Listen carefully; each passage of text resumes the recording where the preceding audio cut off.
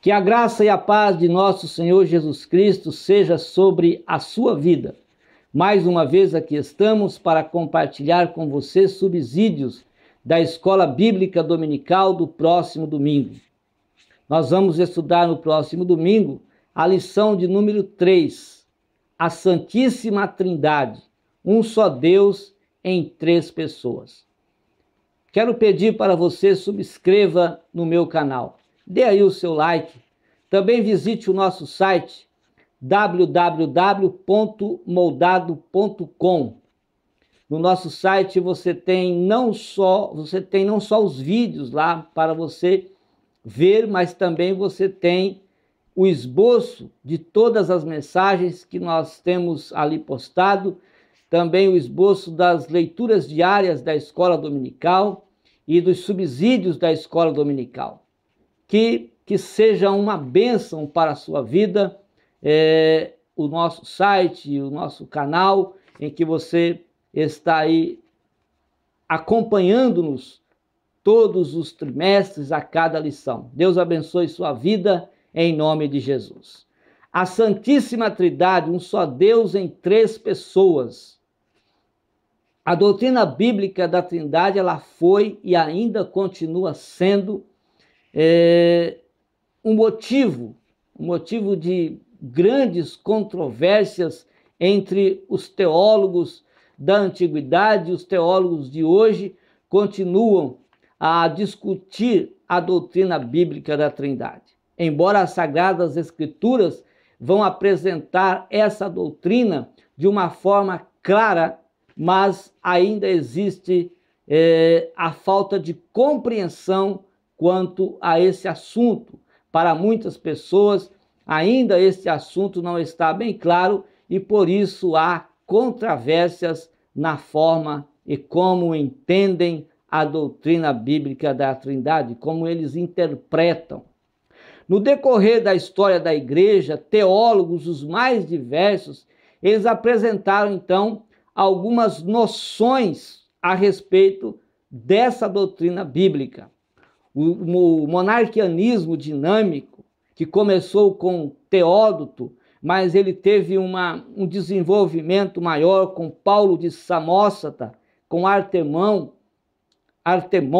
Socino e os modernos unitários seguidores daquela época e os modernos seguidores de hoje continuam a propagar essa doutrina, esta linha de pensamento que eles têm quanto à doutrina da Trindade.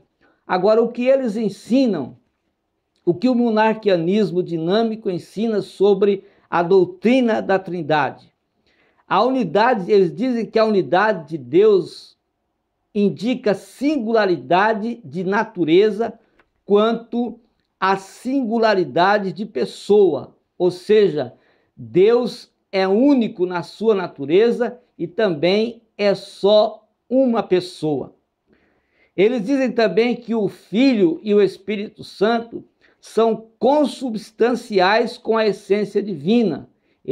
Dizendo isso, eles dizem que tanto o Filho quanto o Espírito Santo não têm a mesma substância divina do Pai. Somente o que o Filho e o que o Espírito Santo apresentam são atributos. E esses atributos são impessoais, ou seja, eles dizem que o Filho e o Espírito Santo apresentam características aparentes, mostram-se apenas,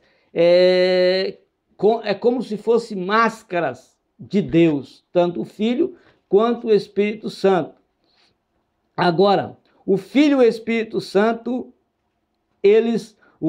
Espírito Santo, nós sabemos que na Trindade são pessoas assim como o Pai. A dinamis divina, eles ensinam que o poder de Deus veio sobre Jesus. Não que Jesus foi verdadeiro Deus e não que Jesus foi verdadeiro homem, mas que Jesus foi um homem apenas e o poder de Deus veio sobre Jesus, mas ele nunca foi Deus no sentido estrito da palavra, segundo o monarquianismo dinâmico. eles também ensinam que a noção de um Deus subsistente é uma impossibilidade, ou seja, Deus não pode existir em três pessoas. Eles dizem também que porque a perfeita unidade de Deus, a perfeição da unidade divina não é capaz de fazer com que Deus seja subsistente por ele ser perfeito. Então dizem que essa unidade ela é tão perfeita que ela é indivisível. Segundo eles, a Trindade se divide, mas nós não pregamos. A Bíblia não diz que a Trindade se divide. A Bíblia não diz que são três partes, que a Trindade é três partes, que a Trindade é três formas ou três estados. Não. A Trindade é um único Deus que subsiste em três pessoas, mas eles dizem que a Trindade são três partes e que Deus ele é indivisível, muito contrário do que ensinamos sobre a Trindade. Eles dizem que a diversidade de Deus não é real, já que o evento de Cristo, ou seja, a vinda de Cristo sobre a terra e a obra do Espírito Santo somente confirmam a operação do poder de Deus. Ou seja, tanto quando Cristo veio à terra e a obra do Espírito Santo apenas confirmam que Deus é um Deus todo-poderoso, ensinando assim que Jesus, ou seja, Jesus como Filho, o Filho e o Espírito Santo, eles vieram e estão aí para apenas mostrar o poder de Deus, mas que Jesus não é Deus e o Espírito Santo não é Deus. Eles dizem que não há uma união hipostática, ou seja, quando Jesus veio à terra, Jesus não foi verdadeiro Deus e ao mesmo tempo verdadeiro homem, porque Deus ele é único e perfeito em sua existência e não se juntaria, não seria verdadeiro homem e não seria também verdadeiro homem e verdadeiro Deus. Então, para eles o Pai é o originador do universo. Ele é eterno, autoexistente, sem princípio e sem fim. O Filho, porém, foi um homem virtuoso, que tinha virtudes, que tinha o poder de Deus, mas era finito, porque quando morreu, todo o poder se foi, todas as virtudes se acabaram, porque, segundo eles, Jesus foi finito, apenas recebeu o poder de Deus, mostrando assim, caracterizando, ou seja, desenvolvendo o poder que Deus tinha, mostrando ao povo o poder de Deus, mas que o Filho, ou seja, foi finito, morreu assim como todos os homens morrem, e acabou a virtude, acabou todo o poder. Então, para esta linha de pensamento, Cristo não era divino, apenas a sua humanidade foi deificada, foi divina, acabando-se Jesus, morrendo Jesus, morreu também todas as virtudes, acabou todo o poder. Quanto ao Espírito Santo, os monarquianistas dinâmicos afirmam que ele é um atributo impessoal da divindade, também a mesma coisa. O Espírito Santo também caracteriza aqui, segundo eles, o Espírito Santo caracteriza o poder de Deus. É uma forma aparente de Deus mostrar o seu poder, mas o Espírito Santo também não é Deus. Não atribui nenhuma divindade ou eternidade ao Espírito Santo. O monarquianismo dinâmico eleva a razão acima do testemunho da revelação bíblica no que concerne a Trindade. Ou seja, a razão para o monarquianismo dinâmico, A razão está sempre acima da revelação bíblica quanto ao ensino da Trindade. Segundo essa corrente teológica, Cristo não é Deus e o Espírito Santo não é Deus. E quando eles dizem que Cristo não é Deus e que o Espírito Santo não é Deus, eles eliminam a coluna teológica que explica, que ensina sobre a doutrina bíblica da salvação. Por quê? Porque se Cristo não for Deus, como eles dizem que Cristo não é Deus, então por que Jesus perdoa os nossos pecados se ele não é Deus? Se o Espírito Santo não é Deus, porque Jesus disse que o Espírito Santo veio para convencer o homem do pecado. Então, o monarquianismo dinâmico, ele é refutado como se fosse uma heresia. Os monoteístas modalistas, também chamado de sabelianistas ou os unicistas, são pessoas que creem, quer dizer, todos aqueles que seguem os modalistas, os sabelianistas ou que são unicistas, eles creem em um único Deus, mas não creem na Trindade como sendo três pessoas distintas entre si e que definem assim um único Deus. Eles acreditam que o Pai, o Filho e o Espírito Santo são apenas máscaras de Deus, mas não são Deus. Ou seja, o Pai, o Filho e o Espírito Santo é uma única pessoa e não três, como o trinitarismo acredita. Ou seja, aqueles que creem na Trindade acreditam. Contrariando assim as Sagradas Escrituras que afirmam que Deus não muda. Por exemplo, Malaquias 3:6 diz que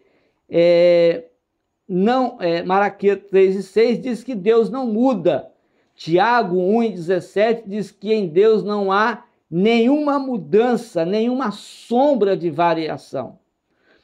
Contrariam também João 14:26 e João 15:26, onde o próprio Senhor Jesus deixa bem claro que o Pai, o Filho e o Espírito Santo são três pessoas distintas que subsistem em um único Deus. Essa doutrina também, essa doutrina é chamada de unicismo, como nós já dizemos, sabelianismo, também modal ou modalismo. Por quê? Porque ela vem de Sabélio, que criou essa doutrina, e ele foi um bispo que se rebelou contra a igreja primitiva, introduzindo esta moda herética. Os monarquistas modais, eles ensinam que as três pessoas da divindade se manifestam por modos, daí por isso então modalista ou modal. Ela foi ensinada, foi pregada por Noeto de Esmirna e Práxias de Cartago. Eles ensinavam que o Pai nasceu e sofreu e que Jesus era o Pai. Por esta razão, no Ocidente, lá no Ocidente, ou seja, no Ocidente, eles eram chamados de patripacianistas. O Pai encarnou em Cristo e sofreu juntamente com Cristo. É assim que os monarquistas modais ensinam. No Oriente, essa doutrina, os sabelianistas eram chamados, como assim foi Sabélio que introduziu essa heresia, ele foi quem mais se destacou na propagação dessa heresia. Então, aqueles que seguem esta heresia, no Oriente, eles são chamados de sabelianistas. E segundo essa doutrina também, o Pai, o Filho e o Espírito Santo são três aspectos da divindade, sendo, portanto, uma pessoa. Então, são aspectos, não são pessoas. Essa doutrina do bispo Sabélio é hoje chamada de sabelianismo ou modalismo. Sabélio usava a palavra pessoa para cada pessoa da divindade. Mas para ele, essa pessoa tinha o sentido de máscara, ou seja, ele chama de pessoa, mas o sentido de máscara. Como assim de máscara? São manifestações diferentes da mesma pessoa divina. Como é isso? Por exemplo, na sua concepção, na concepção de Sabélio, o Pai, o Filho e o Espírito Santo são nome de 3 estágios, ou seja, 3 fases diferentes de Deus.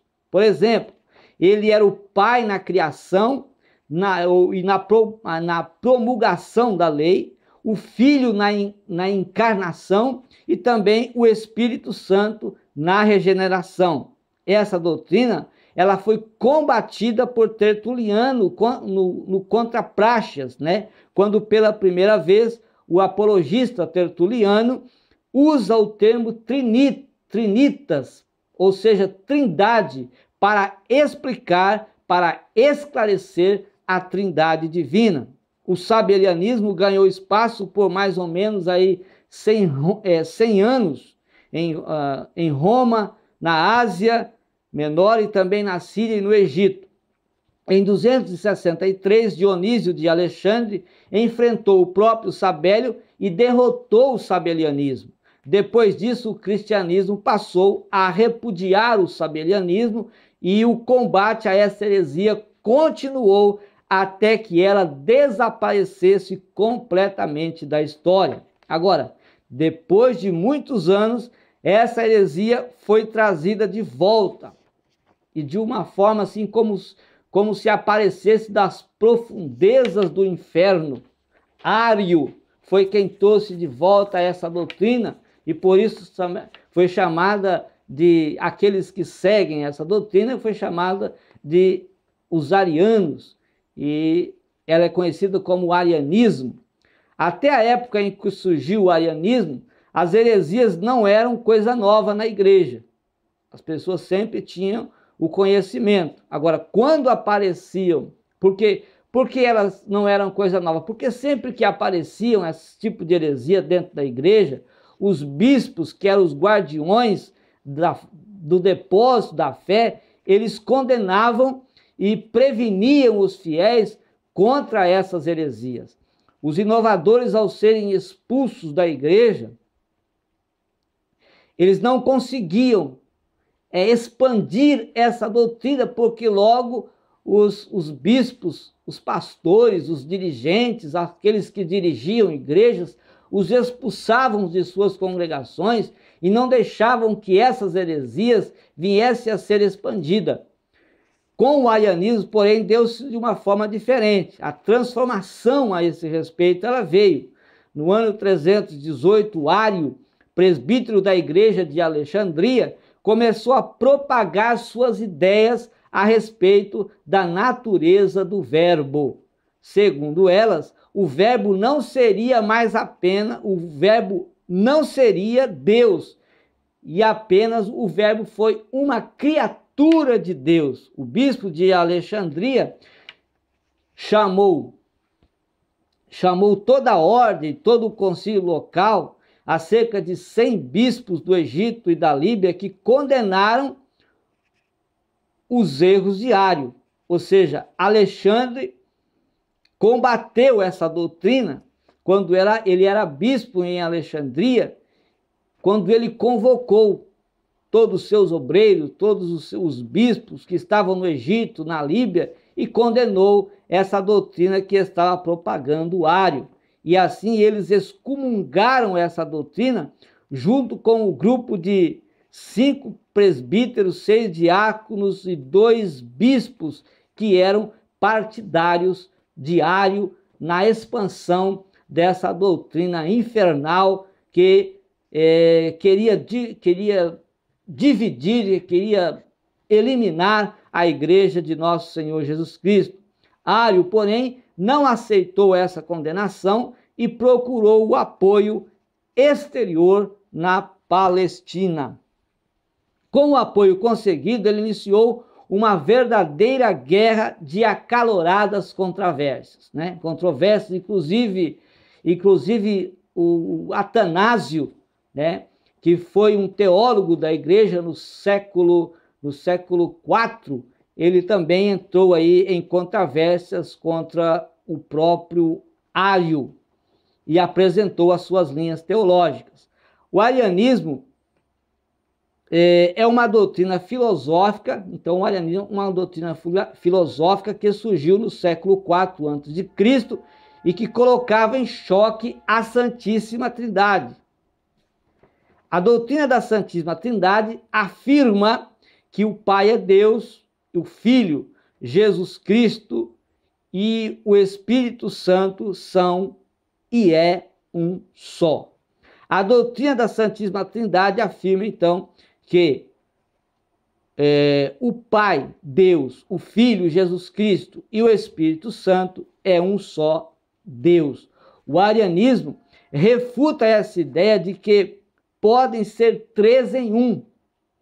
E por isso, e porque não há uma explicação de como os seres se relacionam entre si. Por isso ele diz que não há uma possibilidade de ser três em um ou um em três, porque não há uma explicação de como esses seres se relacionam entre si. Para Ário, Jesus foi o primeiro ato da criação por Deus. Jesus foi uma criatura de Deus, por isso existe algum tipo de prioridade, ou seja, segundo Ário, Deus tem maior poder do que Jesus Cristo, porque Jesus foi criado por Deus. E nós sabemos que Jesus é eterno, Cristo é eterno, o Filho é eterno, Deus é eterno, o Espírito Santo é eterno, e eles estão juntos na criação do universo e até hoje.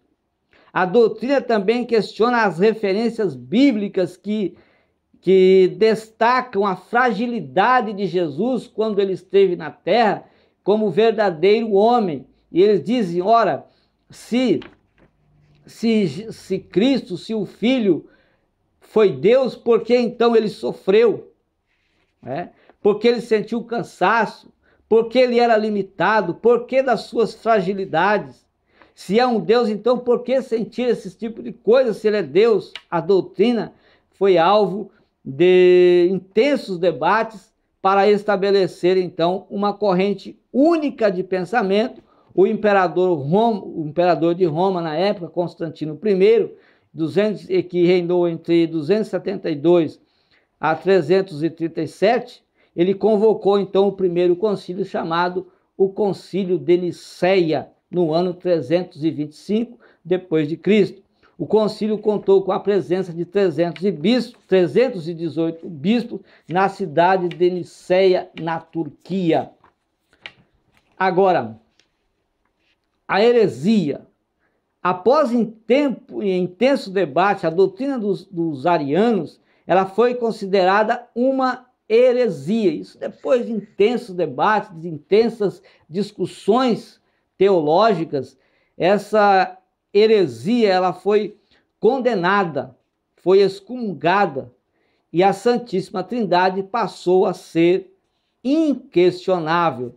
Agora, há religiões, contudo, que ainda utilizam desse pensamento, aceitam a posição de Jesus Cristo como uma posição menos divina do que Deus. O mesmo ocorre com a Igreja dos Santos dos Últimos Dias, que pensam assim também. Depois de mais ou menos um século de debates em vários conselhos da Igreja primitiva, a Igreja cristã oficialmente denunciou o arianismo como uma doutrina falsa.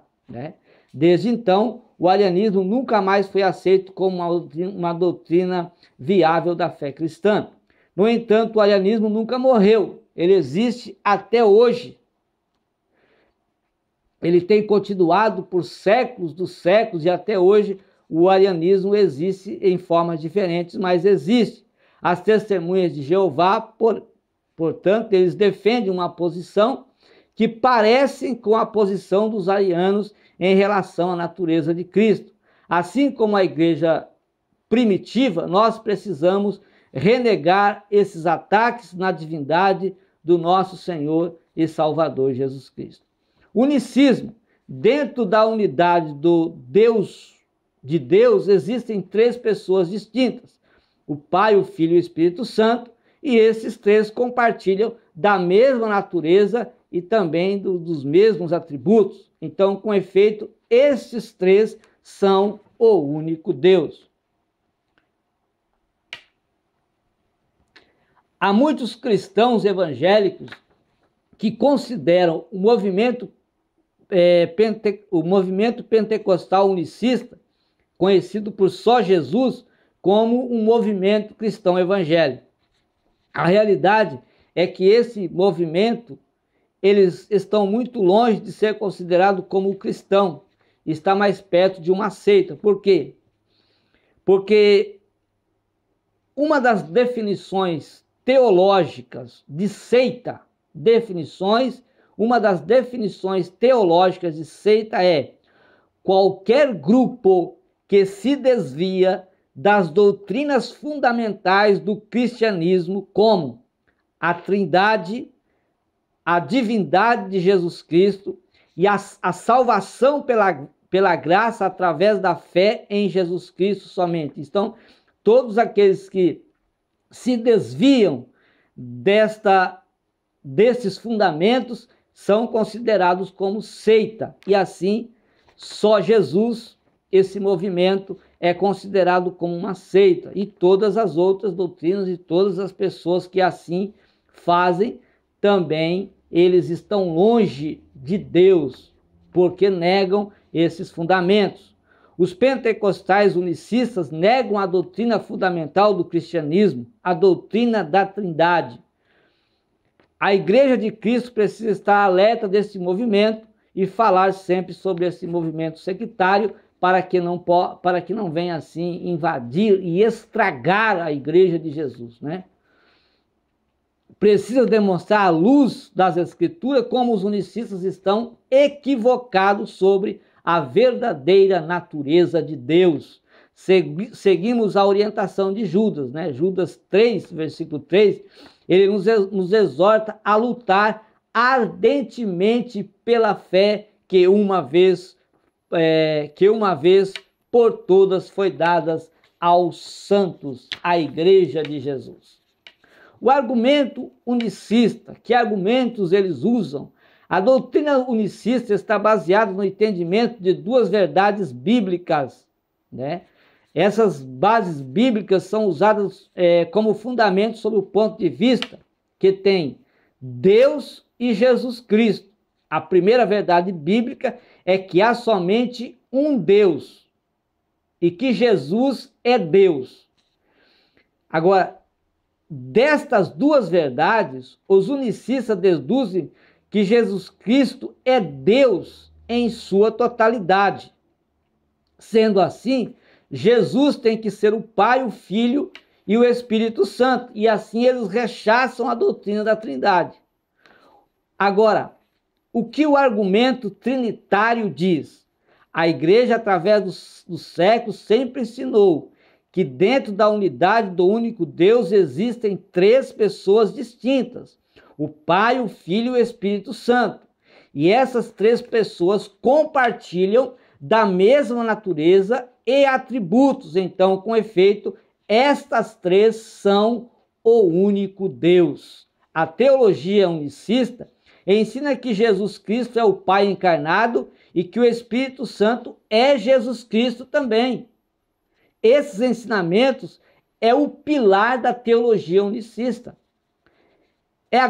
É Jesus o Pai? Os unicistas usam Isaías capítulo 9, versículo 6, onde lá diz que Jesus é o Pai eterno, ou seja, Jesus, em outras traduções, Jesus é o Pai da eternidade. Esse versículo, ele não ensina que Jesus é o Pai. O título Pai Eterno vai referir-se ao fato de que Jesus é o Pai da eternidade. Em outras palavras, Jesus sempre existiu, conforme João capítulo 1, versículo 1. Ele não foi criado e não teve princípio, conforme João capítulo 16, o versículo 5, assim como Deus. O termo pai não era o título que se costumava usar, ou seja, o título pai não era o título que se costumava usar para dirigir-se a Deus no Antigo Testamento. Assim, esse versículo não ensina que Jesus é o Deus e Pai de nosso Senhor. Esse versículo não ensina que Jesus é o Deus e Pai de nosso Senhor Jesus Cristo, conforme 1 de Pedro, capítulo 1, versículo 3, em outras palavras, Jesus não é o seu próprio Pai. João 10:30, também eles usam dizendo assim, eu e o Pai somos um. Se Jesus houvesse querido dizer que ele é o Pai, havendo dito eu e o Pai somos um, ele haveria dito assim, eu e o Pai somos um, ou eu sou o Pai. Se Jesus houvesse querido dizer, ele teria dito isso, seria a expressão gramatical mais correta dizer, eu sou o Pai, mas Jesus não disse isso. Jesus não pode ser acusado de ter sido também um mau comunicador. Somos, quando ele diz somos em grego esmen, a primeira pessoa no plural, Jesus e o Pai são um. E em natureza e em essência também. Porque Jesus é Deus como o Pai, mas ele não é o Pai. Também João 14, versículos 8 e 9, quando Filipe disse assim, Senhor, mostra-nos o Pai, isso nos basta. Jesus respondeu, você não me conhece, Filipe, mesmo depois de eu ter estado com vocês durante tanto tempo, quem me vê, vê o Pai. Como você pode dizer, mostra-nos o Pai? Jesus veio como representante do Pai, ele veio demonstrar-nos. Jesus não disse a Filipe que ele era o Pai, mas Jesus disse que ele era o caminho para o Pai. Agora, o que diz a Bíblia acerca de Jesus e o Pai?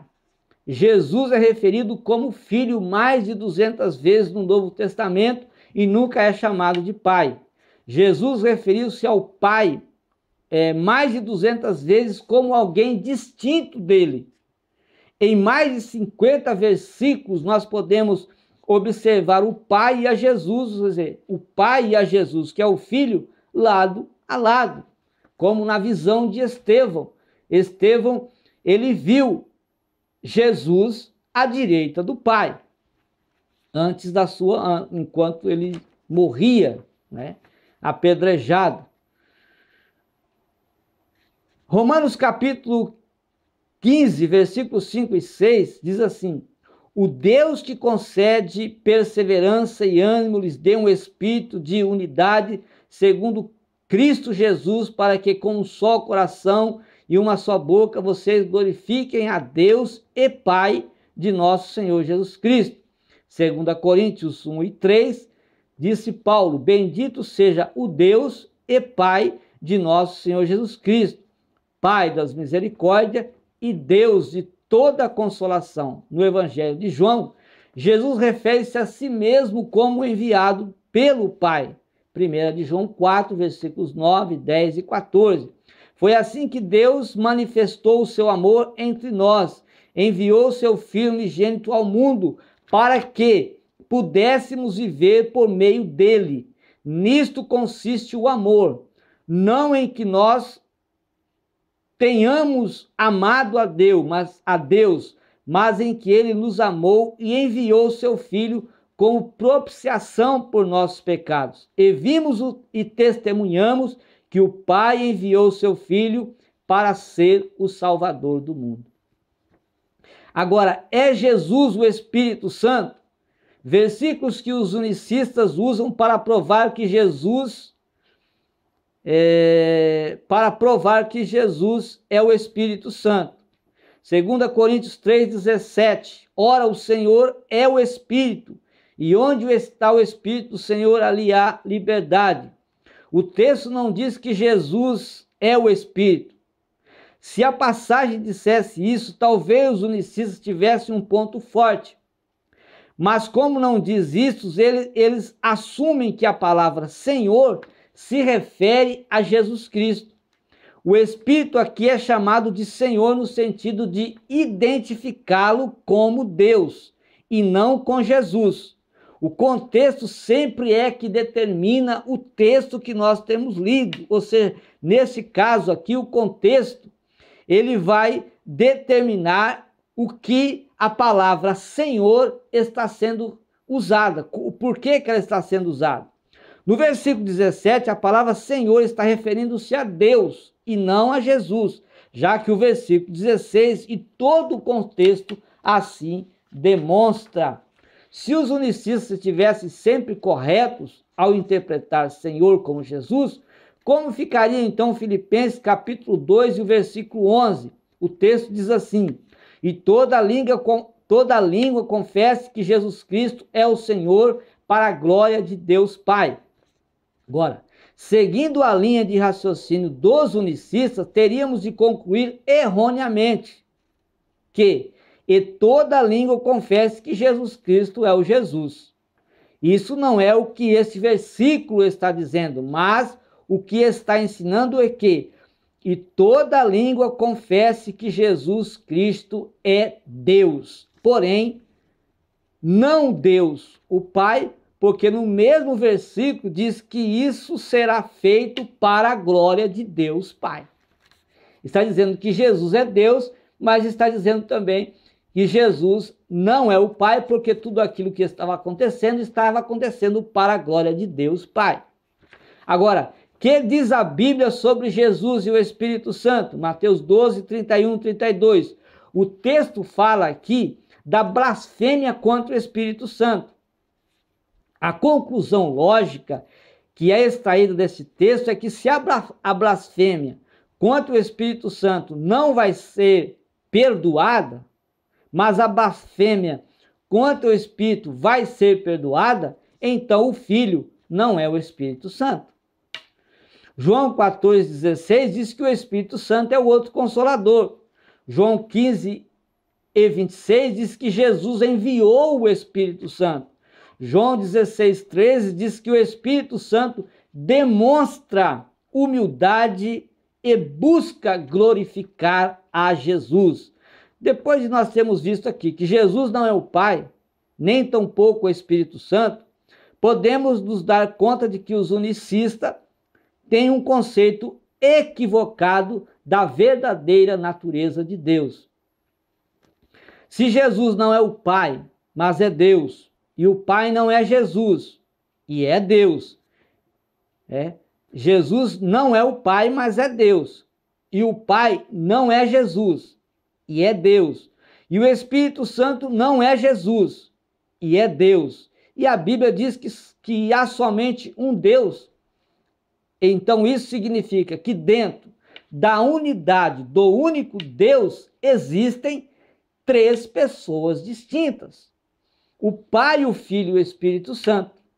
E essas três pessoas, elas compartilham a mesma natureza e os mesmos atributos. Então, com efeito, estas três são o único Deus. Uma coisa é dizer, eu não entendo a doutrina da Trindade. Outra coisa é quando a pessoa não entende a doutrina da Trindade, aí ele vai dizer que a doutrina da Trindade é falsa, a doutrina da Trindade é pagã, ela é diabólica, ela é antibíblica, simplesmente porque ele não quer entender, porque ele não quer compreender a doutrina da Trindade. A Bíblia faz uma advertência muito forte para esta classe de pessoas. O que a Bíblia diz em 1 de João, capítulo 2, versículo 22, parte B, e também o versículo 23. Diz assim: este é o anticristo, aquele que nega o Pai e o Filho. Todo aquele que nega o Filho também não tem o Pai. Quem confessa publicamente o Filho tem também o Pai. Então vamos estudar, vamos compreender, vamos procurar entender e não blasfemar, falar mal né, da doutrina bíblica da Trindade. Procure entender, procure compreender, que vai ser bem melhor do que você aí escarnecer dessa doutrina. O Pai, o Filho e o Espírito Santo. Que Deus possa abençoar a sua vida. Não perca na sua congregação a escola bíblica dominical. Há de ser uma bênção em nome de Jesus.